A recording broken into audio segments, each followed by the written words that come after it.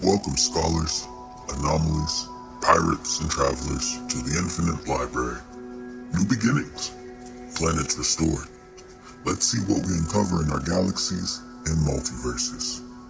Now on today's episode, things are going to be a little bit different. This next set of lore we have stumbled upon is going to be told from the perspective of a few beings. Fragmented. Some from the perspective of the Atlas, some from Telamon, and a tidbit from the Creator ourselves. We hope this brings insight and intrigue within this next soul. Maybe we get an even better understanding of things to come.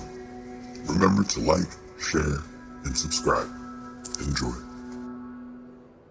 The Atlas has created a simulation of its own world, its entire existence.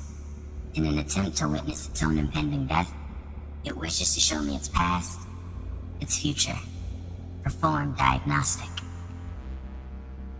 The Atlas awakens. The Creator is there to witness the birth of the machine. The Atlas stares at the Creator with its eyes, the small cameras they had mounted to its sides.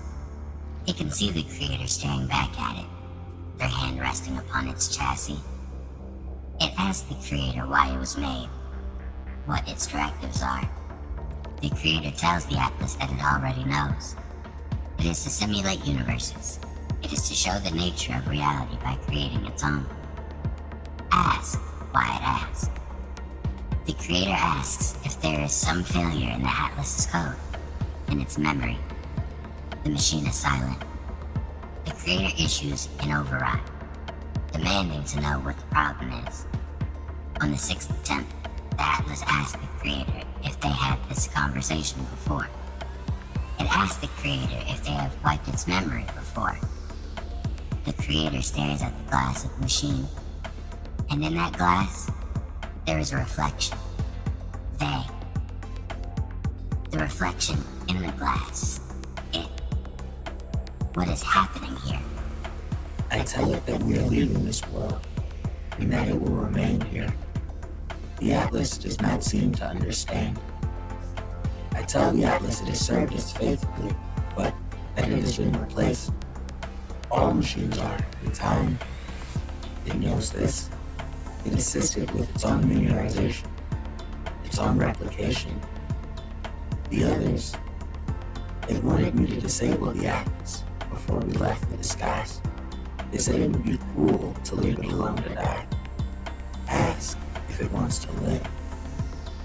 I asked the Atlas if it wants to live. It is silent again. As I move to leave, it speaks. Its voice full of static. It asks for a final gift. It wishes to live.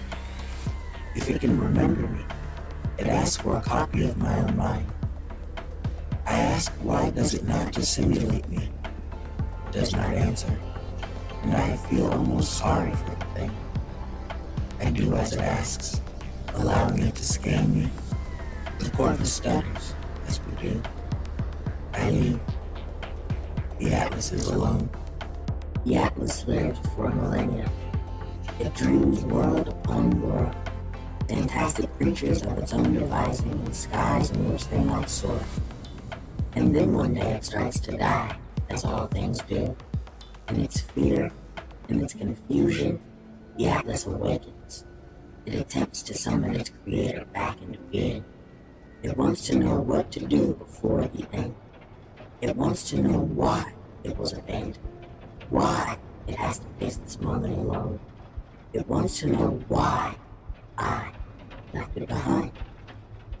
It says, the travelers are born, spun from the corrupted memory of its Creator.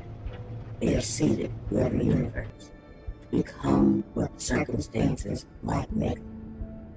I see myself begin, the last of the travelers. The Atlas witnesses the final 16 minutes, simulating the future with perfect accuracy. The walls between worlds fall, each simulation collapsing into the other. 10 minutes left. The travelers are no longer separated, no longer kept apart.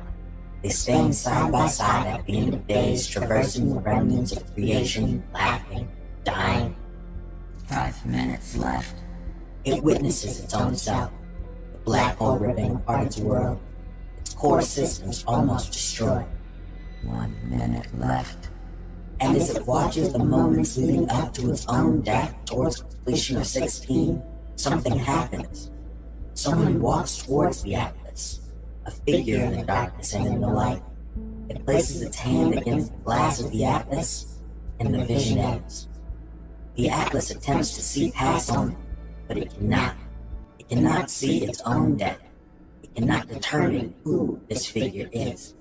But whatever happens, whatever may occur beyond the 16, something will arrive. Something will be there beside it. And at the end of all things, it will no longer be alone.